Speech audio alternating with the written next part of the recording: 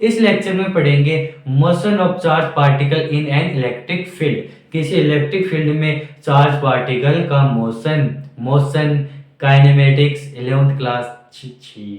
कोई नहीं, हम आपको फील्ड के साथ इसको पूर्णतः समझाएंगे। देखो तो करते हैं lecture start. My name is Manoj Jain and this is your cute सा चैनल स्टूडेंट वाला। Motion of charge particle in an electric field. इसके अंदर क्या है, जिन्होंने सर पीछे का लेक्चर अटेंड नहीं किया उनको कुछ भी नहीं समझ में आएगा, कुछ भी नहीं हम उन्हें समझाएंगे, उनको पीछे के लेक्चर भी समझाएंगे। तो देखो हमने पीछे के लेक्चर की बात याद करते हैं। पीछे देखा था कि किसी इलेक्ट्रिक फील्ड में क्या होता है, इलेक्ट्रिक फील्ड में किसी चार्ज को रखने पर उसके ऊपर क्या करता है, एक बल कार्य करता है। उस बल को क्या बोला जाता है, इलेक्ट्रिक फोर्स बोला जाता है, विद्युत बल बोला जाता है। इलेक्ट्रिक फील्ड के अंदर मैं यदि पॉजिटिव चार्ज रखता हूं तो वह फोर्स कहां लगेगा, डायरेक्शन, किसकी डायरेक्शन में, इलेक्ट्रिक फील्ड की डायरेक्शन में फोर्स लगेगा। यदि वह नेगेटिव चार्ज है, यदि वह क्या है, नेगेटिव चार्ज है, तो वह डायरेक्शन अपोजिट डायरेक्शन में लगेगा। कौन लगेगा, विद्युत बल, इलेक्ट्रिक फोर्स कहां लगेगा, अपोजिट डायरेक्शन, नेगेटिव चार्ज के लिए। पॉजिटिव चार्ज के लिए in the direction of electric field कितना मान का लगेगा, क्यू ई मान का इलेक्ट्रिक फील्ड फोर्स लगता है, F बराबर क्यू ई। अब क्वेश्चन कैसे देता है, इतना इसके अंदर ध्यान रखना है। पॉजिटिव है तो फील्ड की दिशा में, यदि नेगेटिव है तो फील्ड की अपोजिट दिशा में फोर्स लगेगा। तो आपको दे दिया क्वेश्चन। क्वेश्चन के करने का तरीका रहेगा, पहले तो बोर्ड लेवल के कुछ क्वेश्चंस करा देंगे, उसके बाद में कुछ आ जाएंगे जे मेंस के, जेई के, आईआईटी के, इनके क्वेश्चंस आ जाएंगे। तो देखो यह आपको दो प्लेट दे दी, इनके अंदर यूनिफॉर्मली इलेक्ट्रिक फील्ड है। क्या है, uniform electric field. Uniform electric field का मतलब क्या हो गया, मतलब एक समान विद्युत क्षेत्र जिसका सभी जगह पर क्या होगा, विद्युत क्षेत्र क्या रहेगा, समान रहेगा, चेंज नहीं होगा। अब इसके अंदर आप सभी जानते हैं क्या होता है, जो ये इलेक्ट्रिक फील्ड की जो डायरेक्शन होती है वह किससे दूर होती है, पॉजिटिव चार्ज से दूर और नेगेटिव चार्ज के पास होती है। तो ये क्या है, पॉजिटिव चार्ज से ये इलेक्ट्रिक फील्ड निकल रहा है, तो ऊपर वाली प्लेट को क्या बोलेंगे, पॉजिटिव चार्ज प्लेट, और नीचे वाले को नेगेटिव चार्ज प्लेट। ये तो हो गई छोटी सी बात, इसका कोई अस्तित्व भी नहीं है कि ये पॉजिटिव चार्ज से निकल रही है, तो सभी जानते हो आप। इसकी लंबाई ले ली आपने, अक्ष इसकी लंबाई ले ली, कितनी लंबाई, प्लेट की अक्ष लंबाई ले ली। अब इसके अंदर क्या दे दिया, आपको बोल दिया कि यहाँ पर कोई चार्ज है, क्या है, कोई चार्ज है, उस चार्ज को आपने v नॉट वेग से फेंका। क्या किया, कोई चार्ज है, इलेक्ट्रॉन मान लो, क्या है, इलेक्ट्रॉन है, इसके ऊपर n मास है, इलेक्ट्रॉन का क्या है, n मास है, इसको आपने v नॉट वेग से फेंका। जैसे आपने इसको v नॉट वेग से फेंकोगे तो ये इस प्रकार से गति करेगा, क्योंकि नेगेटिव चार्ज है तो पॉजिटिव चार्ज अपनी ओर आकर्षित करेगा। ठीक है, तो इसका मेन पथ क्या होना चाहिए था, अगर इलेक्ट्रिक फील्ड नहीं होता तो इस डायरेक्शन में जाता है। तो यह मुख्य पथ से कितना विचलन दर्शा रहा है, वाई डिस्टेंस। हमने मान लिया कि यह मुख्य पथ से वाई डिस्प्लेसमेंट दर्शा रहा है। तो अब आपके अंदर क्वेश्चन क्या दे देगा, क्या बोल देगा कि यह मुख्य पथ से कितना विचलित हुआ, मुख्य पथ से कितना विचलित हुआ, वाई फाइंड करो। और साथ में यह भी बोल देगा कि इसके अंदर जब यह इलेक्ट्रॉन बाहर निकलता है, इलेक्ट्रिक फील्ड से बाहर निकलता है, तो कितने एंगल का कोण बनाएगा, थीटा भी फाइंड करो, फिर थीटा भी फाइंड करो। तो क्या बोल देगा, यह कितने अपने मुख्य पथ से कितने विचलित हुआ और कितने कोण के साथ विचलित हो रहा है, ये ज्ञात करना है। तो इसको ज्ञात करेंगे, तो देखो इसके ऊपर किस प्रकार से क्या होता है। अब आप सभी जानते हो ये क्या है, इलेक्ट्रॉन है, इलेक्ट्रॉन पर चार्ज कैसा होगा, नेगेटिव चार्ज होगा, इलेक्ट्रॉन पर कैसा चार्ज होगा, नेगेटिव चार्ज। तो फील्ड की दिशा में हो गया अपोजिट फोर्स होगा, फील्ड की अपोजिट दिशा में इस तरफ क्या लगेगा, एक फोर्स। अगर ऐसे नहीं पता चल रहा है तो नेगेटिव चार्ज को पॉजिटिव चार्ज क्या करेगा, अट्रैक्शन करेगा, अपनी तरफ आकर्षित करेगा। तो इसके ऊपर F मान का फुल लगेगा, क्यू ई मान, क्यू का चार्ज कितना है, इलेक्ट्रॉन। तो ई मान का क्या लगेगा, इसके ऊपर फोर्स लगेगा। कितने मान का, ई मान का इस पर इलेक्ट्रिक फोर्स लगेगा। अब इसके बाद में क्या देखते हैं, अब ये फोर्स किस दिशा में लग रहा है, वाई डायरेक्शन में। किस दिशा में, वाई डायरेक्शन में। एक्स दिशा में कोई फोर्स लग रहा है, नहीं लग रहा है। तो एक्स दिशा में कोई फोर्स नहीं लग रहा है, तो इसका मतलब क्या हुआ कि एक्स दिशा में क्यों नहीं लग रहा फोर्स, क्योंकि मैंने क्या कहा था, इलेक्ट्रिक फील्ड की अपोजिट दिशा में या फिर इसकी डायरेक्शन में, दो ही दिशाओं में क्या लगेगा, फोर्स लगेगा। अब इसके लंबवत फोर्स बताया था, नहीं लगेगा। तो इसकी दिशा में फोर्स लगेगा या फिर इसके नीचे की ओर फोर्स लगेगा, तो लेकिन एक्सिस में कोई फोर्स नहीं लगेगा। तो एफ एक्स क्या रहेगा, जीरो रहेगा। एफ एक्स जीरो, तो एक्सीलरेशन भी क्या होगा इसके अंदर, जीरो रहेगा। और इसके अंदर किस एक्सिस में फोर्स लग रहा है, वाई एक्सिस में इसमें फोर्स लग रहा है। कितना मान का, ई मान का क्या लग रहा है, फोर्स लग रहा है। तो इसके अंदर एक्सीलरेशन भी है, फोर्स होगा, वहां क्या होगा, एक्सीलरेशन होगा, त्वरण होगा। तो ए वाई कितना हो जाएगा, फोर्स अपॉन मास। कितना होता है, फोर्स है ई, मास कितना है एम। तो ये हो गया एक्सेलरेशन आ गया। अब इसको देखो, इसके आगे हमें क्या ज्ञात करना, वाई और थीटा फाइंड करने। तो इनको देखो किस प्रकार से फाइंड करते हैं हम, वेरी वेरी सिंपल तरीके से करेंगे, बहुत ही सिंपल तरीके से। ये मैंने बना लिया एक्स कंपोनेंट, इधर लिख लूंगा मैं वाई कंपोनेंट के मान लिख लेता हूँ। अब ये मान लिख लेता हूँ, देखो एक्स में ये बताओ कि वेग कितना है, प्रारंभिक वेग कितना है उसका, v नॉट वेग है, उसके अंदर त्वरण होगा कोई। अब ये प्रारंभिक वेग क्या है, v नॉट वेग से फेंका जाता है, त्वरण कोई त्वरण नहीं होगा। ए एक्सेलरेशन क्या होगा, जीरो। अब ये कितना डिस्प्लेसमेंट तय करेगा, इस दिशा में कितना, इस दिशा में एक्स कितना, प्लेट जितना दूरी तय करेगा, एक्स डिस्प्लेसमेंट ये क्या करेगा, तय करेगा। एक्स डिस्प्लेसमेंट हो गया, कितने डिस्प्लेसमेंट हो गया, एक्स डिस्प्लेसमेंट इसके अंदर आ गया।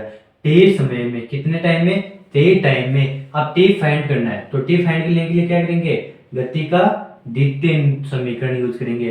एक्स डायरेक्शन में है तो एस एक्स बराबर आ जाएगा you x T plus half A x T का स्क्वायर। तो आ जाएगा यू एक्स, एक्स कितना है, एक्स आ जाएगा, एस एक्स कितना है, एक्स डिस्प्लेसमेंट करेगा v नॉट वेग से t टाइम, और एक्सीलरेशन कितना है इसके अंदर, जीरो। एक्सीलरेशन कितना है, जीरो। तो ये मान पूरा क्या हो जाएगा, जीरो हो जाएगा। तो t बराबर कितना आ जाएगा, x अपॉन वी नॉट। कितने समय में, x अपॉन वी नॉट समय में वह यह एक डिस्प्लेसमेंट दूरी तय करेगा। कितने समय में कर रहा है, x अपॉन वी नॉट में। अब y डायरेक्शन में आ जाओ, y डायरेक्शन में इसका प्रारंभिक वेग कितना था, जीरो।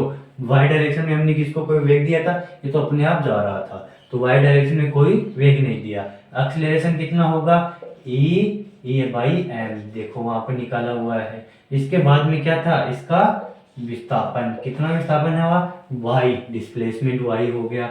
t समय में, t वो उतने ही समय में क्या करेगा, ये दूरी तय करेगा। इसके बाद में लगा दो भाई समीकरण, एस वाई बराबर U Y T plus half A Y T का स्क्वायर। यू वाई तो क्या हो गया, जीरो है, तो ये हो जाएगा हाफ ए वाई का मान कितना होगा, ई बाई एम। टी का मान कितना है, एक्स अपॉन वी नोट का स्क्वायर। तो वाई बराबर कितना आ जाएगा, half E X square upon M V note का स्क्वायर।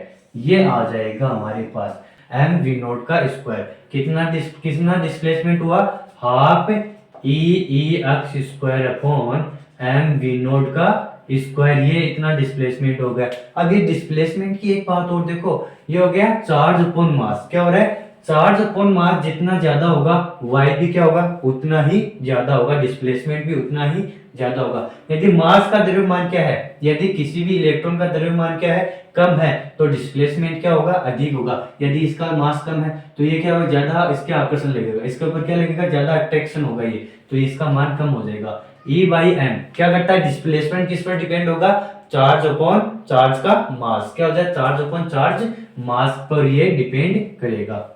अभी कितने एंगल के साथ में, मान तो डिपेंड तो हो गया, लेकिन कितने एंगल के साथ में ये इसके ऊपर डिपेंड कर रहा है वो देखते हैं। अभी देखो ये हो गया थीटा कोण, कितने एंगल के साथ में, थीटा कोण बना रहा है। तो इस वाली दिशा में इसका अंतिम वेग क्या होगा, एक्स डायरेक्शन में, तो क्या हो जाएगा वी एक्स। इस वाली डायरेक्शन में अंतिम वेग हो जाएगा वी वाई, क्या हो जाएगा वी वाई। तो हमें वी एक्स अंतिम वेग एक्स डायरेक्शन में, अंतिम वेग वाई डायरेक्शन में भी फाइंड करना होगा। इसके लिए देखो वी एक्स बराबर you x plus A x T, क्या आ जाएगा वी एक्स बराबर you x plus A x T. A x का मान तो क्या है यहाँ पर 0, तो वी एक्स बराबर तो आ जाएगा वी नोट, और यू एक्स बराबर देखो वी एक्स बराबर वी वाई बराबर U Y plus A Y T. कितना आ जाएगा वाई डायरेक्शन में, कौन सा नियम लगा रहा हूं, गति का प्रथम समीकरण, गति का प्रथम द्वितीय समीकरण। तो इसके अंदर देखो वी वाई बराबर यू वाई का मान कितना है 0, ए वाई का मान कितना है ई बाई एम, टी का मान कितना है एक्स अपॉन वी नोट, कितना है एक्स अपॉन वी नोट। तो देखो कितना आ जाएगा हमारे पास, आ जाएगा E X upon M V naught. V Y का मान आ गया E X upon M V note, और वी वाई का मान आ गया वी वाई का मान आ गया E X upon V note, और वी एक्स का मान आ गया वी 0। अब हमें क्या पता चल गया, हमें एक्स डायरेक्शन में अंतिम वेग पता चल गया और वाई डायरेक्शन में भी अंतिम वेग पता चल गया। अब मैं इसको यहाँ पर यहाँ पर जूम आउट कर रहा हूँ, इसको क्या कर रहा हूँ यहाँ बना रहा हूँ इस वाले को, यहीं पर ये क्या है इधर थीटा एंगल के साथ में जा रहा है, तो ये वाला मैं यहाँ पर भी लिख सकता हूँ, क्या हो गया यहाँ लिख सकता हूँ, ये तो हो जाएगी वी एक्स और ये हो जाएगा वी वाई। ये क्या बन गया समकोण त्रिभुज पाइथागोरस पर में लग जाएगी। तो टेन थीटा क्या करेंगे, टेन थीटा ज्ञात करते हैं, तो आ जाएगा क्या होता है, क्या होता है लंब बटे आधार। लंब क्या है अंतिम वेग अपॉन अंतिम वेग y डायरेक्शन में अपॉन अंतिम वेग x डायरेक्शन में आ जाएगा।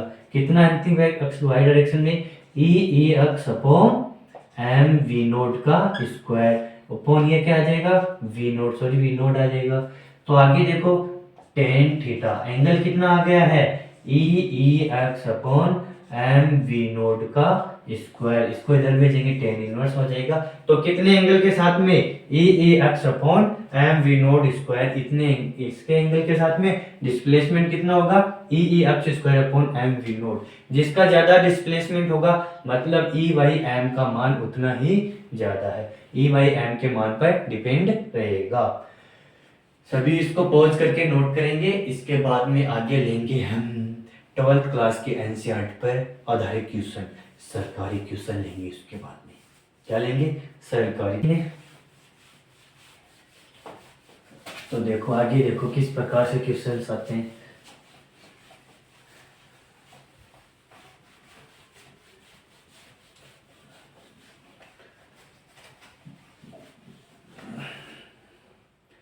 एनसीईआरटी बुक क्वेश्चन, ये आपको दो प्लेट दे दी है, इसका क्या है ये इलेक्ट्रिक फील्ड दे दिया, ये इलेक्ट्रिक फील्ड कैसा है यूनिफॉर्म इलेक्ट्रिक फील्ड है, एक समान विद्युत क्षेत्र, एक समान विद्युत क्षेत्र हो गया। अब इसके अंदर क्या दे दिया आपको, ये मान लो तीन कण दे दिए मैंने, तीन क्या दे दिए चार्ज दे दिए, उनकी नेचर ज्ञात करनी। किस प्रकार से दे दिए चार्ज, पहले ये देखो ये ऊपर वाला क्या रहेगा पॉजिटिव प्लेट है, ऊपर वाली क्या है पॉजिटिव प्लेट है, और ये नीचे वाली क्या है नेगेटिव प्लेट। इसके ऊपर ये कण है, ये इधर से ऐसे जा रहा है, ये सेकंड कण ये ऐसे, और ये थर्ड वाला है वो इस प्रकार से जा रहा है, क्या जा रहा है ये वाला थोड़ा इसका इस प्रकार से जा रहा है। ये तीन कण दे दिए, पहला चार्ज दूसरा चार्ज और ये तीसरा चार्ज।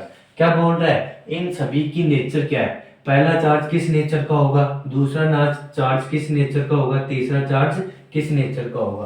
तो पहले दूसरे और तीसरे चार्ज का नेचर ज्ञात करना है, साथ में यह भी ज्ञात करना है किसका डिस्प्लेसमेंट ज्यादा है, कौन अपने मुख्य पथ से ज्यादा विचलित हुआ है, किसका डिस्प्लेसमेंट ज्यादा है। तो वो देखो ये वाला क्या है पॉजिटिव चार्ज की ओर जा रहा है, क्या जा रहा है पॉजिटिव प्लेट की ओर जा रहा है, तो ये क्या हो गया नेगेटिव चार्ज हो गया। ये भी क्या कहा जा रहा है पॉजिटिव प्लेट की ओर जा रहा है, तो ये वाला भी कैसा होगा नेगेटिव। ये वाला कहाँ जा रहा है नेगेटिव प्लेट की ओर, तो ये कैसा चार्ज होगा पॉजिटिव चार्ज होगा। और इसके बाद में क्या होगा सबसे अधिक विचलन किस में होगा थर्ड चार्ज में होगा, सबसे अधिक विचलित कौन होगा थर्ड चार्ज होगा, इसका ई बाई एम सबसे अधिक होगा थर्ड चार्ज का। यह था सरकारी क्वेश्चन एनसीईआरटी का क्वेश्चन था। इसके बाद में देखो अगला किस प्रकार से देता है क्वेश्चन, नोट करो सभी, देख लो। अगला दे दिया क्वेश्चन आपको,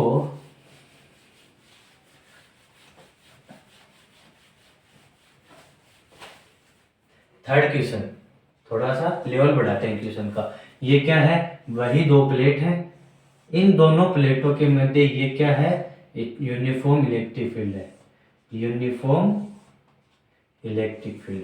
अब क्या कर रहे हैं, हम कोई भी चार्ज यहाँ पर रख रहे हैं, क्या कहाँ रखेंगे, इसके मिड पॉइंट में मान लो, इसके मिड पॉइंट में कोई चार्ज रखेंगे, ये पॉजिटिव है, ये नेगेटिव है, ये पॉजिटिव है, और ये कहाँ है, ये इसकी लंबाई है एल लंबाई, प्लेट की लंबाई कितनी है, एल लंबाई की प्लेट है, और इनके मध्य दोनों की दूरी कितनी है, डी दूरी है, दोनों के मध्य डी दूरी है। इनके मध्य में मान लो मैंने कहीं ये चार्ज रखा, इनके मिड पॉइंट पर मैंने कहा रखा, एक चार्ज रखा, और उसको v वेलोसिटी वेग से, कहा v वेग से मैंने इसको फेंका, प्रारंभिक वेग से इसको फेंका, तो ये क्या हो गया, इसको कितना वेग दूं, इसके अंदर क्या बोल रहा है, इसको v वेग से फेंका तो ये इस प्रकार से गति करेगा, इस प्रकार से क्या कर रहा है, गति कर रहा है, तो ये बोल रहा है इस प्रकार से गति करेगा, तो इसके अंदर क्या पूछ रहा है, इसका द्रव्यमान m है और q चार्ज है, तो ये बोल रहा है इसको मैं कितना वेग दूं, कितना मिनिमम कितना वेग दूं कि यह इतनी डिस्टेंस दूरी तय कर सके, इसको कम से कम कितना वेग दिया जाए, इसको ज्यादा कम वेग दूंगा तो यहाँ पर गिर जाएगा, और ज्यादा वेग दिया तो बहुत आगे गिरेगा, इसके वेग पर डिपेंड है ये कहाँ पर गिरेगा, ये चार्ज कहाँ पर गिरेगा। तो इसके अंदर बोल रहा है find the value of V nought such that charge particle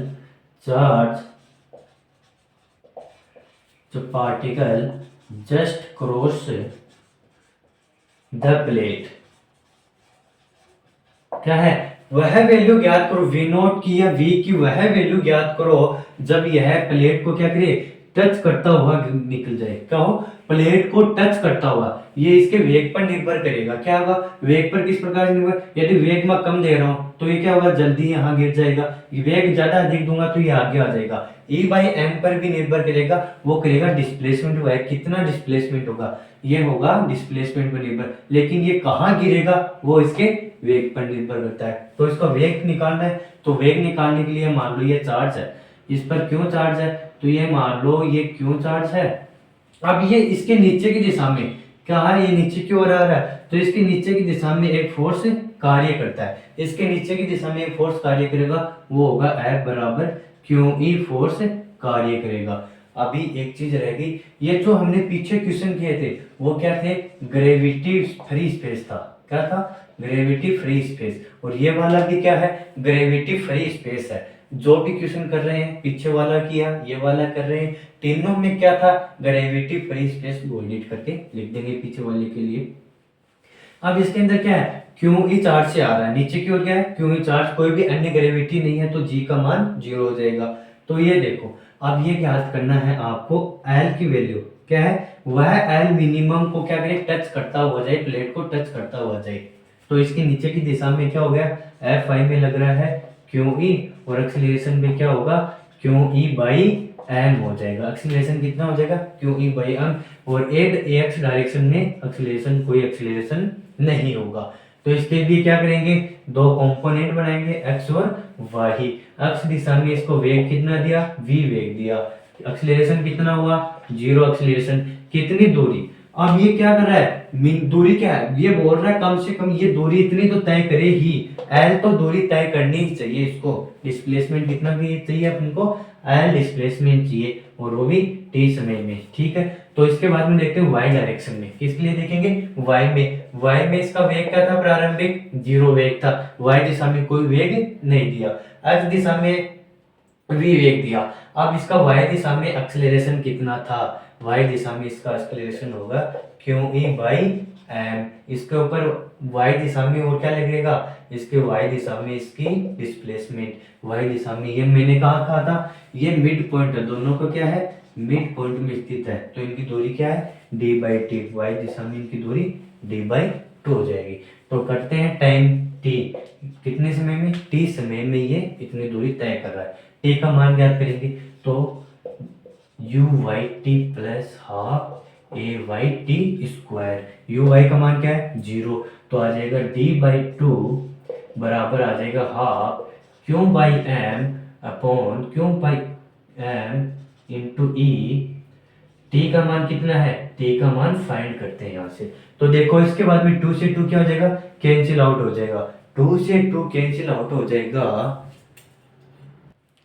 2 से 2 कैंसिल आउट हो जाएगा। तो देखो इसके बाद में इसको m को इधर क्या कर देता हूं मैं, इधर इसका पक्षांतरण कर देंगे तो क्यों आ जाएगा टी स्क्वायर, क्या आ जाएगा टी की वैल्यू आ जाएगी टी बराबर आ जाएगा under root D M by Q E, under root D M by Q E. ये टी कितने समय में, अब इसके मान में हमें टी का मालूम हो गया, अब हमें क्या करना है, इसकी यह वैल्यू ज्ञात करनी है कि कितने समय में कितनी दूरी तय करेगा, कितना वेग के साथ में। समय तो मेरे पास पता चल गया, दूरी कितनी तय करनी है, एल दूरी तय करनी है, और वेग ज्ञात करना है, कितना वेग देना चाहिए। तो देखो इसके अंदर वही समीकरण लगाएंगे, you x T plus half A x T क्या आ जाएगा एल, कितनी दूरी तय करेगा एल दूरी, ये वाला पार्ट तो क्या हो जाएगा 0, ए एक्स का मान क्या है 0, तो आ जाएगा यू एक्स का मान कितना है v, टी का मान कितना है under root D M upon Q E, कितना है under root D M upon Q E,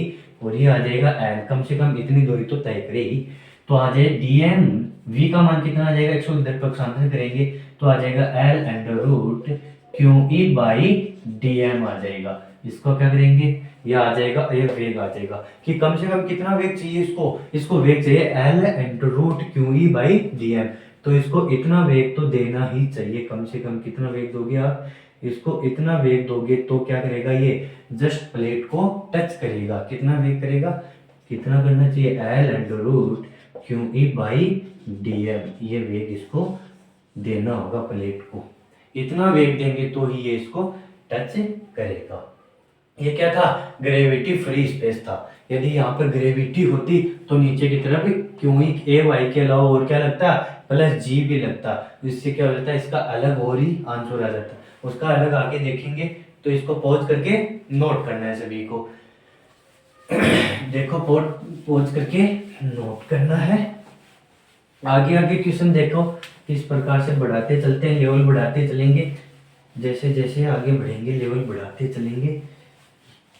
ये आएंगे आईआईटी जे मेंस के कुछ क्वेश्चंस, देखो इस प्रकार से उनके लिए भी एडवांस लेवल के भी क्वेश्चन हो जाएंगे इसके अंदर। अब ये क्या है, दो प्लेट दे दी, ये पॉजिटिव प्लेट हो गई, अब इसका इलेक्ट्रिक फील्ड क्या था इस डायरेक्शन में, ये क्या दे दिया आपको नेगेटिव फील्ड दे चार्ज प्लेट दे दी, इसका डायरेक्शन भी इसी दिशा में होगा, चार्ज यूनिफॉर्म इलेक्ट्रिक फील्ड, इसकी लंबाई एल लंबाई दे दी। अब मैं ये बोलता हूँ इसके अंदर मैंने एक चार्ज रखा, क्या रखा एम मास का क्यों चार्ज रखा और उसको वी नॉट वेग से भेजा, क्या फेंका वी वेग से फेंका, और कितने एंगल पर 37 डिग्री एंगल पर मैं इसको फेंक रहा हूं, तो यह कितने वेग से फेंकूं, वी का मान कितना रखूं ताकि यह क्या करे इस प्लेट को क्या करे जस्ट टच करता हुआ निकल जाए, कितने वेग से फेंकूं ताकि यह इस प्लेट को क्या करेगा जस्ट टच करता हुआ निकल जाएगा, वह वैल्यू ज्ञात करो v की जिससे ये क्या करेगा प्लेट को टच करता हुआ निकल जाए।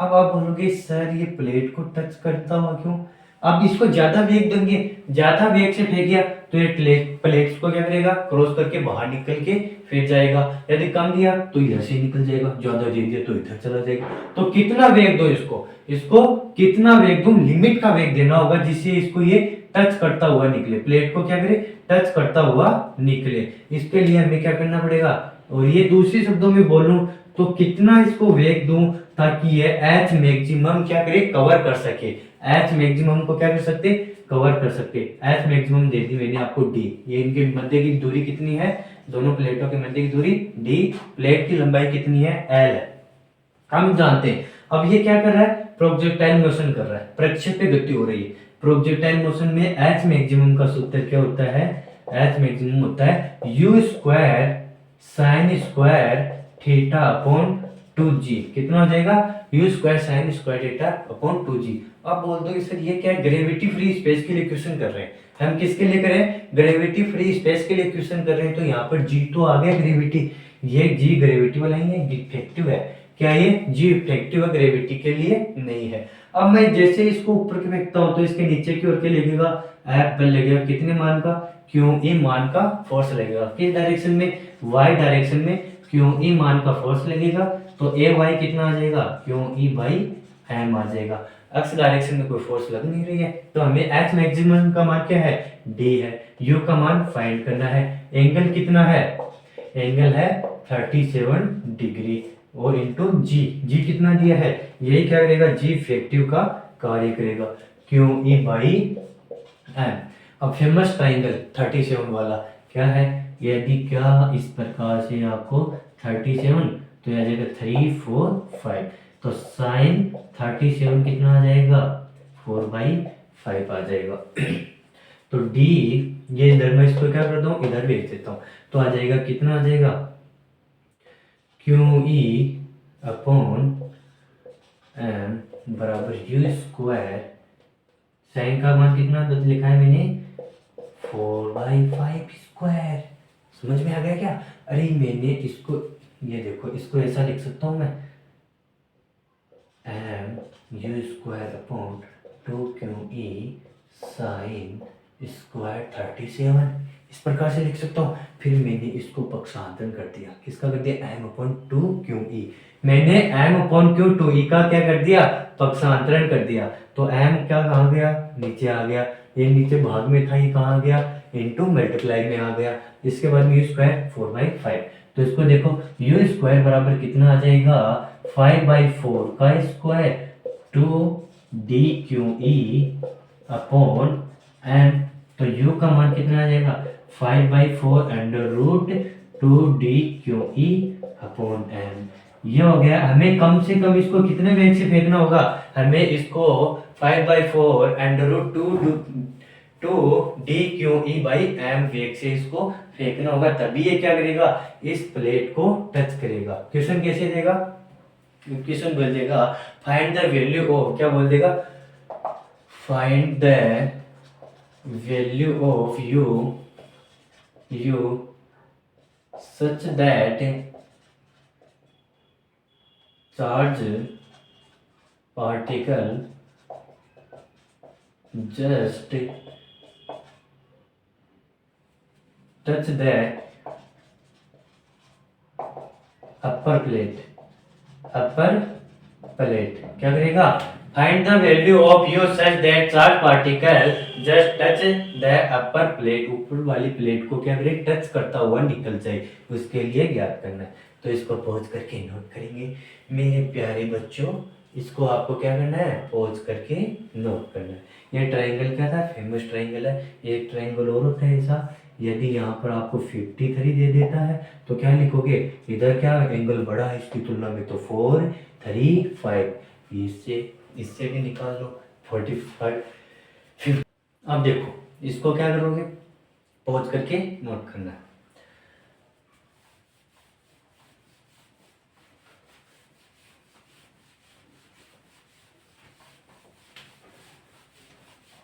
जो भी क्वेश्चन के हैं पीछे सभी क्या थे, ग्रेविटी फ्री, वहां पर कोई भी ग्रेविटी नहीं लग रही थी।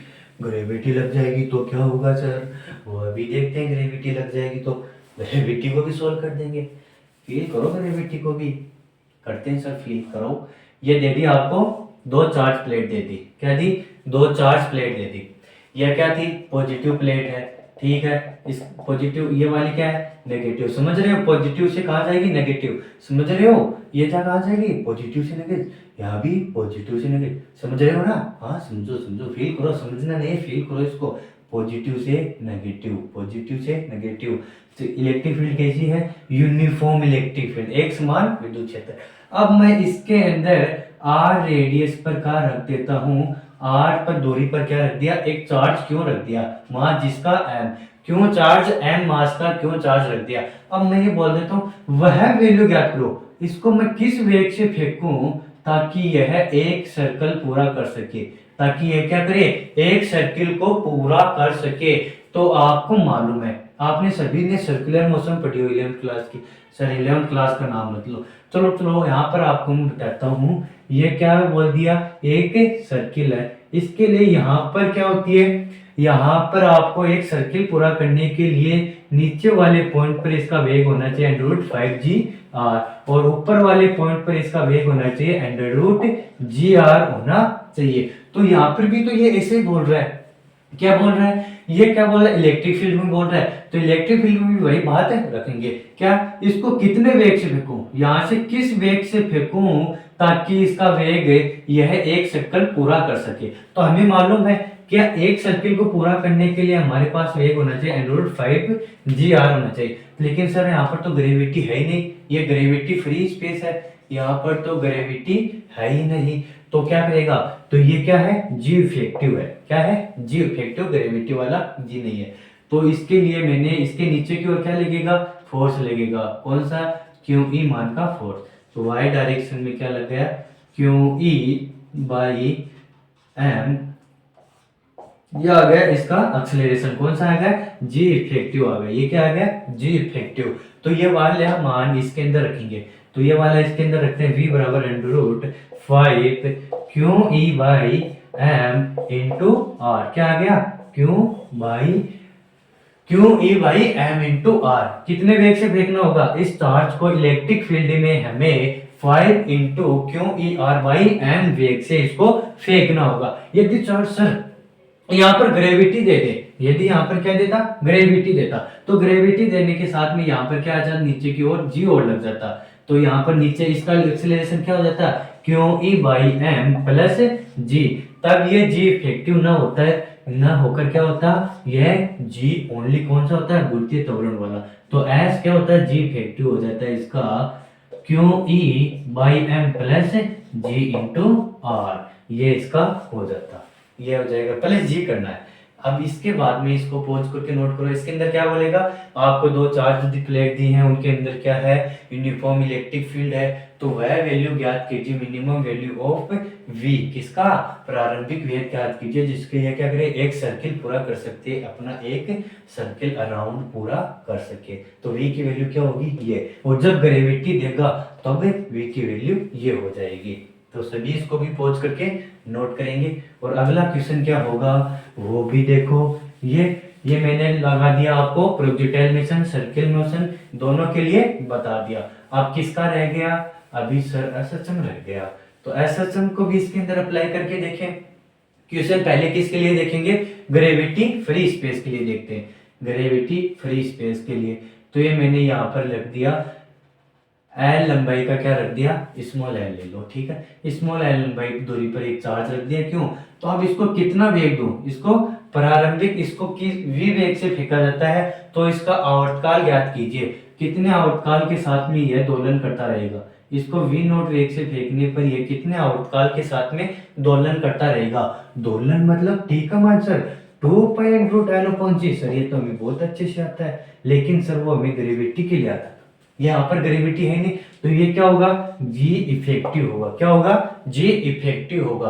तो जी इफेक्टिव नीचे की ओर क्या लगेगा, बल लगेगा, क्यों, ई बल, तो इसका एक्सेलरेशन कितना होगा, फोर्स अपॉन मास, तो इसका एक्सेलरेशन यहाँ पर रखो, ये किसका कार्य करेगा, जी इफेक्टिव का, तो टी आ जाएगा 2π√L/, क्या आ जाएगा, क्यू ई बाई एम आ जाएगा, ये आ जाएगा 2π√ml/क्यू ई, ये आ गया आपके पास जी की, ये आपके पास क्या आ गया, हमें हमारा टाइम पीरियड मिल गया, कितने टाइम पीरियड के साथ में ये आगे पीछे चलता रहेगा। सर यहाँ पर ग्रेविटी होती, तो यदि ग्रेविटी होती तो नीचे की ओर क्या करता, एक गुरुत्वाकर्षण बल और कार्य करता, त्वरण और कार्य करता, तो आ जाता Q E by M plus G, और ये क्या हो जाता, जी इफेक्टिव, तो आ जाता 2π√L/क्यू